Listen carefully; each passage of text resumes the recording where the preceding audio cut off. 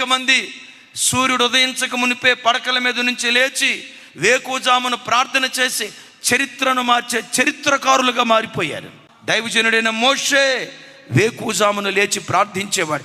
430 సంవత్సరాల ఇశ్రాయేలీయుల చరిత్రలో ఏ ఇశ్రాయేలుడు చేయలేని ఒక సాహసోపేతమైన కార్యం మోషే చేయటానికి కారణం ఏంటో తెలుసా? వేకువజాము ప్రార్థన. వారసత్వంగా పొందుకున్నాడు మోషే దగ్గర నుంచి నాయకత్వం. యెహోషువ కృప ఏంటో తెలుసా? తన గురువు గారు లాగే వేకువనే లేచి ప్రార్థించేవాడు.